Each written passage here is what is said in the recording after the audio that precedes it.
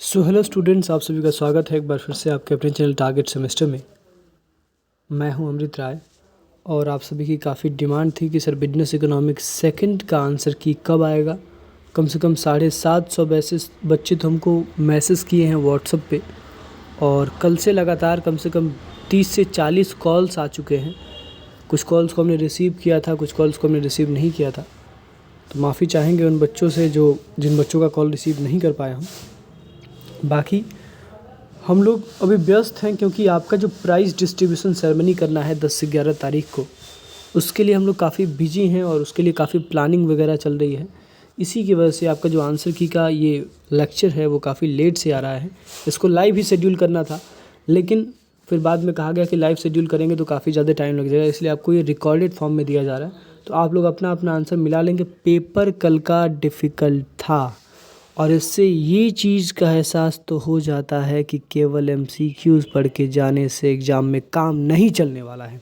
और एक चीज़ और हो सकता है कि अगले सेमेस्टर का एग्ज़ाम आपका थियोरेटिकल हो, मतलब ये 50-50% चांसेस हैं कि अगले सेमेस्टर का एग्ज़ाम आपका एमसीक्यू बेस्ड ना हो, अगले सेमेस्टर का एग्ज़ाम आपका थियोरी बेस्ड हो। आपसे थियोरी के क्वेश्चन पूछे जाएँ और फिर आपको आंसर्स लिखने हो।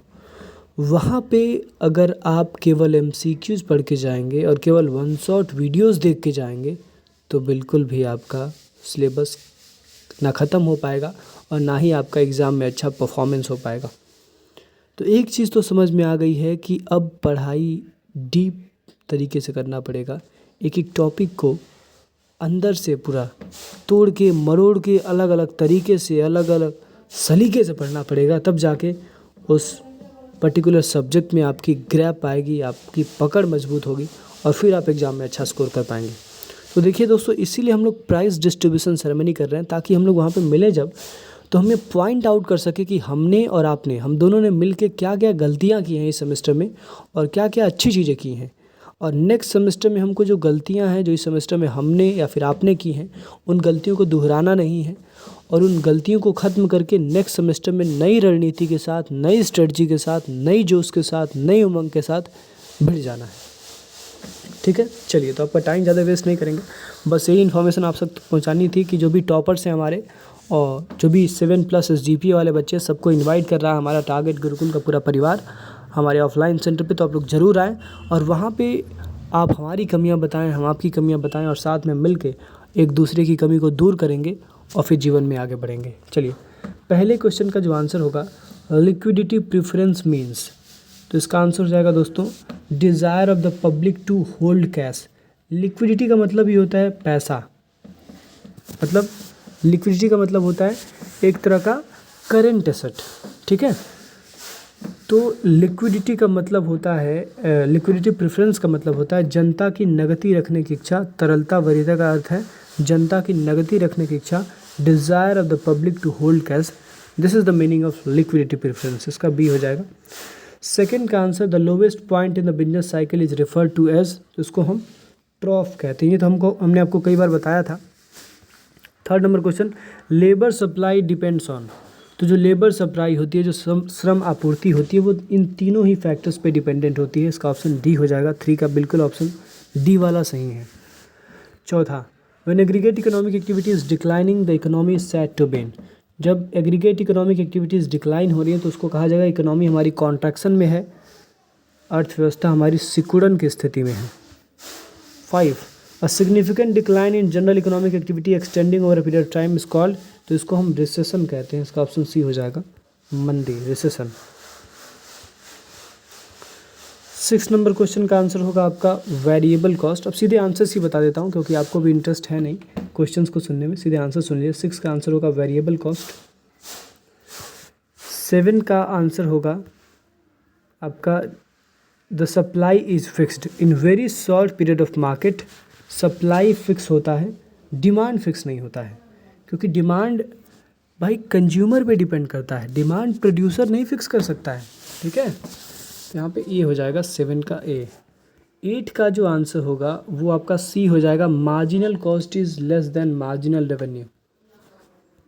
9 का आंसर आपका हो जाएगा again A slopes downward to right. मैंने आपको इसीलिए कल जब लेक्चर पढ़ा रहा था, जब मैं कल एमसीक्यू सॉल्व करा रहा था, तो मैं हर क्वेश्चन में आपको अलग अलग पॉसिबिलिटीज़ बता रहा था।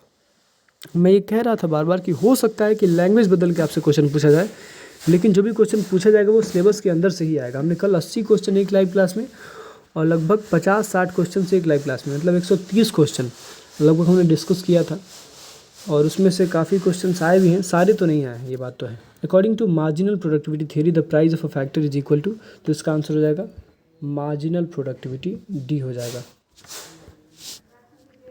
क्वेश्चन नंबर 11 का आंसर होगा D, only one price for identical goods at one time. 12 का आंसर होगा आपका हाईली इलास्टिक। ये भी हमने आपको बताया था कि मोनोपोलिस्टिक कंपटीशन में जो डिमांड कर्व होता है वो हाईली इलास्टिक होता है, अत्यधिक लोचदार होता है। 13 का आंसर ए होगा प्रोडक्शन कॉस्ट।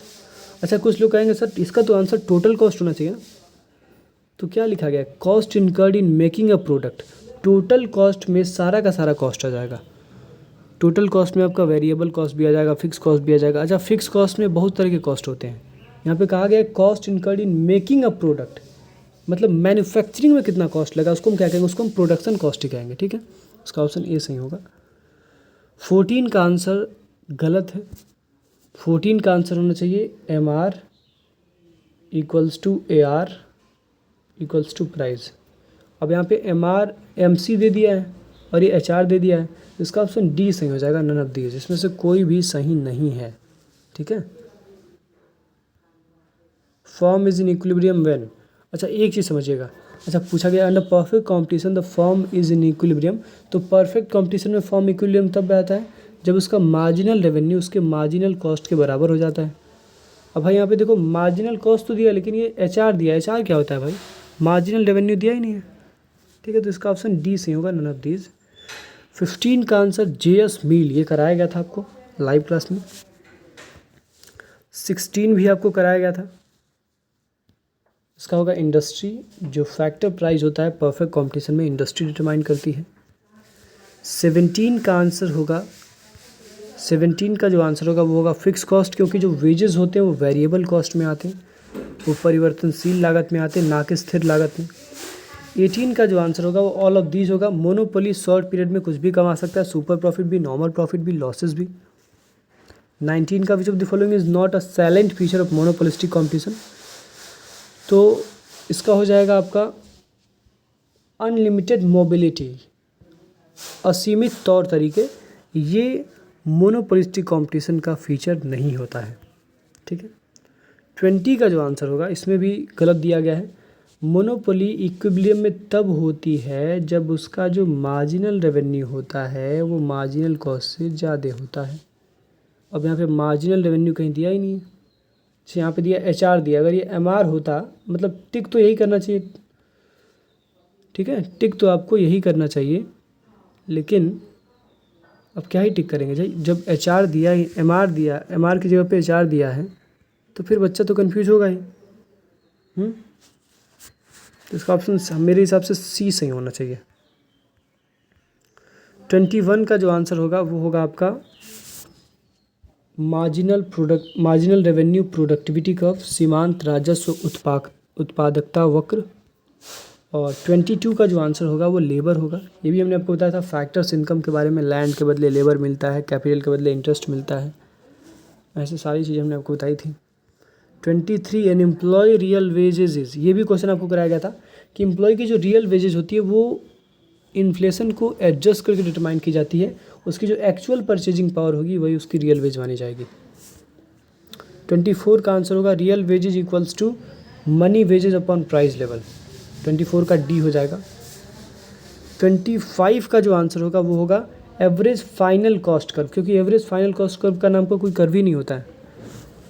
ठीक है, वैसे तो यू शेप जो कर्व होता है वो ए एफ सी नहीं होता है, average fix cost rectangular hyperbola होता है। मैंने आपको कई बार बताया ये चीज़, ये यू शेप नहीं होता, थोड़ा सा यू शेप होता है। ठीक, थोड़ा सा, मतलब एग्जैक्टली तो यू शेप नहीं होता, लेकिन थोड़ा सा लग सकता है, लेकिन उसका एग्जैक्ट जो शेप होता है वो रेक्टेंगुलर हाइपरबोला होता है। अब यहाँ पे एवरेज फाइनल कॉस्ट नहीं, एवरेज फिक्स कॉस्ट देना चाहिए, लेकिन एवरेज फाइनल कॉस्ट भी सही हो जाएगा। ठीक है, 26 का जो आंसर होगा दोस्तों वो ए होगा, the change in total cost due to 1 unit change in output. ये भी हमने आपको बताया था। 27 का आंसर, ये तो बिल्कुल बेसिक क्वेश्चन था। एवरेज कॉस्ट निकालने के लिए हम क्या करते हैं? एवरेज कॉस्ट निकालने के लिए हम जो टोटल आउटपुट होता है, इसका ऑप्शन नहीं सही होना चाहिए, टोटल आउटपुट को टोटल कॉस्ट से डिवाइड करते हैं तो एवरेज कॉस्ट निकल जाता है। मतलब एक आउटपुट का कॉस्ट निकल जाता है, एक प्रोडक्ट का कॉस्ट निकल जाता है, वही तो एवरेज कॉस्ट होता है। 28 का जो आंसर होगा वो होगा दोस्तों आपका D, absence of transportation cost. ये इसेंशियल कंडीशन नहीं होता, ये भी कंडीशन होता है, ये भी कैरेक्टरिस्टिक होता है परफेक्ट कॉम्पिटिशन का, लेकिन इसेंशियल कंडीशन यानी अनिवार्य शर्त नहीं होता है ये, परिवहन लागत का अभाव। 29 का जो आंसर होगा हॉरिजॉन्टल होगा। ये भी चीज़ हमने आपको कई बार बताई है कि जो परफेक्ट कंपटीशन का डिमांड कर्व है वो कैसा बनता है, ऐसे ही तो बनता है, horizontal parallel to Y X axis. The father of economics, ये भी आपको बताया गया था, एडम स्मिथ साहब को फादर ऑफ इकोनॉमिक्स कहा जाता है। मोनोपोली मार्केट में क्या होता है? तो मोनोपोली मार्केट में जो आपका, देखो ये भी यहाँ पे गलत है, marginal cost equals to marginal revenue होना चाहिए और price is more than marginal cost होना चाहिए। लेकिन यहाँ पे HR दिया है तो क्या करेंगे भाई, इसको नॉन ऑफ दीज पे ही टिक लगाएंगे, ठीक है। वैसे यूनिवर्सिटी अगर HR को MR मान रही है तो बहुत A&B सही होगा, लेकिन अगर यूनिवर्सिटी HR को HR ही मान रही है, MR नहीं मान रही है, तो फिर नॉन ऑफ दीज सही होगा, ठीक है। अब देखिए यूनिवर्सिटी मानती क्या, वैसे लॉजिक तो यही है कि HR लिखा है तो MR कैसे हो जाएगा, ठीक है। 32 price prevailing in the very short period, तो उसको हम कहेंगे मार्केट पीरियड, मार्केट प्राइस, बाजार मूल्य। 32 का C सही हो जाएगा। 33 का, देखिए मैं ज़्यादा डिस्कशन नहीं कर सकता हूँ अभी क्योंकि बच्चे काफ़ी परेशान हैं, उनको बस आंसर की देखनी है, नहीं तो मैं पूरा लॉजिक के साथ आपको आंसर्स बताता, लेकिन अब आपको भी इंटरेस्ट है केवल आंसर जानने में। 33 का B सही है। 34 का जो आंसर होगा वो A होगा, कैन नॉट बी डिवाइडेड। 34 का जो आपका आंसर होगा वो A होगा, कैन नॉट बी डिवाइडेड। 35 का आंसर C होगा, बोथ A एंड B, ये दोनों के दोनों प्राइजिंग स्ट्रेटजी होते हैं। ये ऑफलाइन वाले बच्चों को हमने पढ़ाया था, जो ऑफलाइन हमारे बच्चे हैं उनको पढ़ाया गया था, क्योंकि ऑफलाइन वाले जो बच्चे हैं वो 20 फरवरी से क्लास कर रहे थे, 2 महीने का क्लास हुआ उनका भी, मार्च अप्रैल, तो 2 महीने में हमने पूरी कोशिश की कि जो मैक्सिमम टॉपिक्स हैं वो कवर कर दिया जाए। लेकिन अब देखिए थर्ड सेमेस्टर में है सिलेबस बहुत डिफ़िकल्ट और बहुत ज़्यादा, लेकिन टाइम भी है बहुत ज़्यादा। अभी है आपका मई, आपका एग्ज़ाम होगा थर्ड सेमेस्टर का बहुत पहले होगा, तो दिसंबर के पहले तो बिल्कुल भी नहीं होगा, दिसंबर एंड में होगा, मतलब 25 दिसंबर के बाद ही आपका एग्ज़ाम होगा, तो टाइम तो बहुत है। अगर आप ऑफलाइन जुड़ते हैं तो ऑफलाइन में सारा सिलेबस कंप्लीट हो जाएगा, प्लस हमारे ऑफलाइन सेंटर पे ये भी नियम है कि हर वीक में एक वीकली टेस्ट होता है, और उस वीकली टेस्ट के माध्यम से हम बच्चे को इवेल्युएट करते हैं कि कौन सा बच्चा कितना अच्छा पढ़ रहा है, और साथ ही साथ उसको प्राइज़ भी देते हैं जो बच्चा अच्छा परफॉर्म करता है, फर्स्ट रैंक सेकंड रैंक लाता है। तो ये फ़ायदा होता है ना ऑफलाइन पढ़ने का, कनेक्टिविटी रहती है टॉपिक से। अगर मान लीजिए यूनिवर्सिटी ऑप्शन गलत दे दी, यूनिवर्सिटी क्वेश्चन गलत दे दी, तो हमारे पास ये लॉजिक रहेगा कि हम ये कह पाएंगे कि भाई ये क्वेश्चन ही गलत है, ठीक है, वो कंसेप्ट सही आएगा, कॉन्फिडेंस। चलिए अगला, forms profitability depends much on its production. तो भाई जो फॉर्म का प्रोडक्टिविटी होता है वो उसके प्रोडक्शन के कॉस्ट पे ज़्यादा डिपेंड करता है, यानी कॉस्ट ऑफ प्रोडक्शन जो होगा, अगर कॉस्ट ऑफ प्रोडक्शन कम है तो प्रॉफिटेबिलिटी ज़्यादा होगी, कॉस्ट ऑफ प्रोडक्शन ज़्यादा है तो प्रॉफिटेबिलिटी कम होगी। 37 का आंसर हो जाएगा बी, डिक्रीज़ होगा, घटती है। 38 का आंसर होगा रेंट, ठीक है, क्योंकि लैंड के बदले रेंट ही मिलता है। 39 का आंसर होगा ए, 0। 40 का आंसर होगा पीक, रिसेशन, ट्रॉफ एंड रिकवरी, ये 4 फेजेस होते हैं बिजनेस साइकिल के। 41 का आंसर होगा ऑल ऑफ दीज, ये सभी के सभी टाइम पीरियड होते हैं अकॉर्डिंग टू मार्शल। उन्होंने टाइम पीरियड को 3 पार्ट्स में डिवाइड किया था, मार्केट पीरियड, शॉर्ट पीरियड और लॉन्ग पीरियड। 42 का जो आंसर होगा वो नन ऑफ दीज होगा, क्योंकि ये सभी के सभी इंटरनल इकोनॉमीज़ हैं, ठीक है, इसमें से कोई भी एक्सटर्नल इकोनॉमीज़ नहीं है, सभी इंटरनल इकोनॉमीज़ हैं। 43 भी आपको कराया गया था, जोसेफ समटर, ठीक है। अच्छा एक चीज़ और मैं बताना चाहूँगा, जो सारथी के स्टूडेंट्स होंगे अगर उन्होंने ईमानदारी से लगभग 7-8 पीडीएफ्स आपके अपलोडेड थे सारथी में, उसको पढ़ा होगा, तो मैं दावे के साथ कहता हूँ कि 50 में से मिनिमम 40 तो सही हुआ ही होगा। अगर आपने वो सारे पीडीएफ्स पढ़े होंगे और जो आपका मोस्ट एक्सपेक्टेड क्वेश्चन का एमसीक्यू रात को अपलोड किया जाता है वो भी आपने पढ़ लिया होगा, तो कम से कम मेरे हिसाब से आपके 40 क्वेश्चन तो सही होंगे ही, चाहे कितना भी डिफ़िकल्ट पेपर बना ले यूनिवर्सिटी, 40 क्वेश्चन तो सही होंगे ही सारथी वालों के। 44 की अगर बात करें तो 44 का जो आंसर होगा वो आपका सी हो जाएगा, ठीक है। 45 का आंसर होगा प्रोफेसर नाइट, ये आपको बताया गया था। 46 का आंसर होगा बोथ ए एंड बी, यानी सी हो जाएगा। 47 का आंसर होगा आपका 100% प्रॉफिट, ठीक है। 48 का आंसर होगा ऑल ऑफ दीज, यानी डी हो जाएगा। ये सभी के सभी मोनोपोली के इमर्जेंस के कारण होते हैं। 49 का आंसर होगा रेगुलर, क्योंकि जो बिजनेस साइकिल्स होते हैं वो पीरियोडिकली होते हैं, वो रेगुलर नहीं होते हैं। और 50 का जो आंसर होगा, ये तो एकदम आसान क्वेश्चन था, एक्सटर्नल इकोनॉमी जो होते हैं वो इंडस्ट्री स्पेसिफिक होते हैं, वो उद्योग विशेष होते हैं, वो फॉर्म स्पेसिफिक नहीं होते हैं। फॉर्म स्पेसिफिक इंटरनल इकोनॉमी जब स्केल होते हैं। चलिए, पेपर को देख के एक चीज़ तो मुझे महसूस हो गई, अगर मैं आपकी जगह स्टूडेंट होता तो मुझे तो ये समझ में आ जाता कि भाई कंसेप्ट ज़्यादा ज़रूरी है एमसीक्यू से भी। अब क्योंकि जब वन शॉट का वीडियो अपलोड किया जाता है तो बच्चों को वन शॉट का वीडियो देखना ही नहीं है, उनको बस भागना है एमसीक्यू एमसीक्यू एमसीक्यू के पीछे। तो हम भी भाई एमसीक्यू ही दे देते हैं। अगर भाई आपका वन शॉट के वीडियोस पे जाके देख लीजिए कमेंट कितने कम हैं, लेकिन वहीं अगर आप देखेंगे एमसीक्यूज़ के वीडियो पे तो बच्चे और एमसीक्यूज़ लगे सर, और एमसीक्यूज़ लगे सर। तो भाई जिस चीज़ की डिमांड होगी उसी चीज़ की सप्लाई की जाएगी ना। आप तो इकोनॉमिक्स के, कॉमर्स के स्टूडेंट हैं, आप समझ सकते हैं। और अभी सबसे ज़्यादा ज़रूरत है आप सभी लोगों को ध्यान से पढ़ने की, हर एक कंसेप्ट को, क्योंकि केवल एमसीक्यूज़ पढ़ने से कुछ नहीं होने वाला है। ना आपका ज्ञान बढ़ने वाला है और ना ही आप जीवन में आगे बढ़ने वाले हैं, ना आपका पेपर अच्छा जाने वाला है। क्योंकि यूनिवर्सिटी भी अब चालाक हो गई है, वो हर पेपर आपके हिसाब से सेट नहीं करेगी।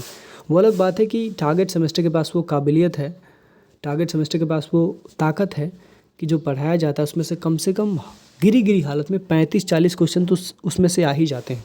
अगर बच्चा रिलेट करके अगर अलग लैंग्वेज में भी पूछे यूनिवर्सिटी तो भी 35 क्वेश्चन आपका आ ही जाएगा टारगेट सेमेस्टर का। लेकिन उसको रिलेट करना आपको आना चाहिए, उस टॉपिक को रिलेट करना, उसकी अंडरस्टैंडिंग कंसेप्ट की होनी चाहिए आपके पास, तब जाके आप 45-50 क्वेश्चन सही कर पाएंगे। और उसके लिए मुझे लगता है 2 ही चीज़ें इंपॉर्टेंट हैं। एक है सारथी ज्वाइन करना। अच्छा, अगर आप दूर रहते हैं, ऑफलाइन नहीं आ सकते हैं, तो आप ऑनलाइन सारथी देख लीजिए। अगर आप पास रहते हैं, गोरखपुर में कहीं भी रहते हैं, तो फिर मोहद्दीपुर तो आ ही सकते हैं। वहाँ पे आपको ऑफलाइन क्लास में सारी चीज़ें क्लियर कर दी जाएंगी, बिल्कुल क्रिस्टल क्लियर हो जाएंगी, तो फिर वहाँ मज़ा आएगा आपको। अच्छा, वहाँ पे क्या होता है कि ऑफलाइन क्लास में जब आप आते हैं तो वहाँ पे आपको एक फ़ील मिलता है, एक अलग फ़ील मिलता है कि सामने टीचर है, जितने डाउट्स हैं पूछ लो। साथ ही साथ टीचर है तो टीचर भाई क्लास में ही आपको सब चीज़ याद करा देता है।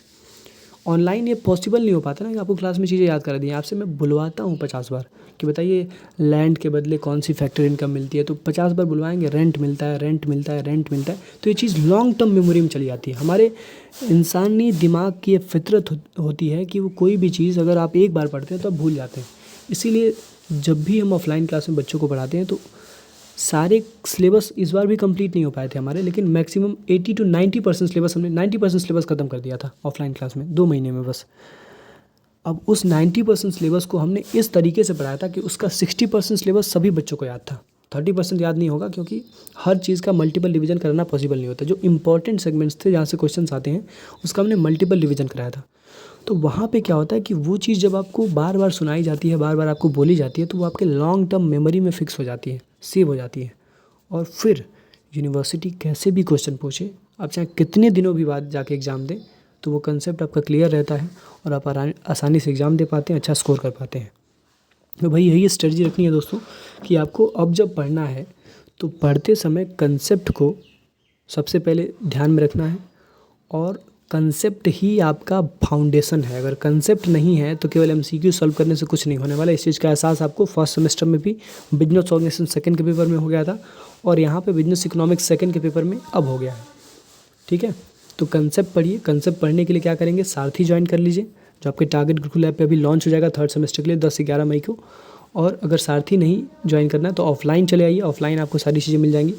ऑफलाइन तो पूरा एग्जैक्ट सामने से अगर आपको पूरी कनेक्टिविटी मिलेगी, डिजिटल बोर्ड से आपको पढ़ाया जाएगा। इसके अलावा ऑफलाइन में हम लोग वीकली थोड़ा बहुत इवेंट भी करते रहते हैं ताकि बच्चों के अंदर जो स्किल है, जो उनकी पर्सनैलिटी है, उसको भी निखारा जा सके, उनके अंदर ओवरऑल डेवलपमेंट किया जा सके, सर्वांगीण विकास किया जा सके।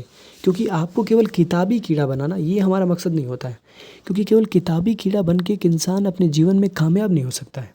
उसको बोलना कैसे है, उसको एक्सप्लेन कैसे करना है, प्रेजेंटेशन कैसे देना है, एडिशनल स्किल्स कौन कौन सी ज़रूरी होती हैं इंडस्ट्री स्पेसिफिक, जिस इंडस्ट्री में आप जाना चाहते हैं, तो वो सारी की सारी चीज़ें हम बताने की कोशिश करते हैं। ठीक है, चलिए तो बाकी मिलते हैं दोस्तों नेक्स्ट लाइव क्लास में। और आपके प्राइज़ डिस्ट्रीब्यूशन सेरेमनी में जिस भी बच्चे को मिलना है वो बिल्कुल आए, आपका बहुत स्वागत है सभी स्टूडेंट्स का। चाहे आपका कितना भी SGPA आया है, डज़ नॉट मैटर, लेकिन आपको आना ज़रूर है। और जिनका अच्छा SGPA आया है उनको प्राइज़ मिलेगा, जिनका अच्छा SGPA नहीं आया है उनको एक बार अपनी गलती को जानने का मौका मिलेगा और नई रणनीति नए सेमेस्टर में कैसे रखनी है, ये इस चीज़ का आपको ज्ञान मिलेगा। चलिए दोस्तों, तो जो 10-11 मई को आपका प्राइज़ डिस्ट्रीब्यूशन सेरेमनी होने वाला है उसका बहुत जल्द एक गूगल फॉर्म आपको आपके व्हाट्सअप ग्रुप में भेज दिया जाएगा। तो जो भी बच्चे अभी तक व्हाट्सअप ग्रुप से ऐड नहीं है तो सारथी फॉर बीकॉम सेकंड सेमेस्टर का व्हाट्सअप ग्रुप का लिंक आपको इस वीडियो में मिल जाएगा। व्हाट्सअप ग्रुप से ज़रूर ऐड जाइएगा ताकि आपको तमाम अपडेट्स मिल सके, आपके पर्टिकुलर यूनिवर्सिटी के एंट्रेंस एग्जाम, सेमेस्टर एग्जाम के जो भी अपडेट्स होते हैं वो सारी चीज़ें। चलिए, और एक चीज़ और, आपका अगर कोई छोटा भाई है, छोटी बहन है, या फिर कोई आपका आस पड़ोस का कोई बच्चा है जो गोरखपुर यूनिवर्सिटी से बीकॉम करना चाहता है और वो बीकॉम एंट्रेंस एग्ज़ाम की तैयारी कर रहा है, तो उसको बताइए कि बीकॉम एंट्रेंस एग्ज़ाम की ऑफलाइन और ऑनलाइन दोनों ही क्लासेस टारगेट गुरुकुल प्रोवाइड कर रहा है। ऑफलाइन क्लास अगर उनको करना है तो जहाँ पे टारगेट सेमेस्टर का ऑफलाइन क्लास चलता है, सेमेस्टर 3rd सेमेस्टर का चलेगा, वहीं पे आपका बीकॉम एंट्रेंस एग्ज़ाम का भी चलता है, आप उनको बता सकते हैं। इसके अलावा ऑनलाइन क्लासेस भी हमारी चल रही हैं बीकॉम, BA, BSc, LLB हर कोर्स की एंट्रेंस एग्ज़ाम की। चलिए मिलते हैं दोस्तों। तो बस ये करना है आपको कि अपनी गलतियों को पहचानना है और साथ में आगे बढ़ना है। ऐसा नहीं कि मैं कह रहा हूँ कि मेरी कोई गलती नहीं है, हमारी भी गलती है, आपकी भी गलती है, और हम दोनों को अपनी गलतियों को फाइंड आउट करना है और उन गलतियों पे काम करना है, फिर जीवन में आगे बढ़ते जाना है और एक गलती को दोबारा रिपीट नहीं करना है, इस चीज़ का प्रण लेना है हमको। चलिए मिलते हैं दोस्तों आपके प्राइज़ डिस्ट्रीब्यूशन सेरेमनी में। That's it.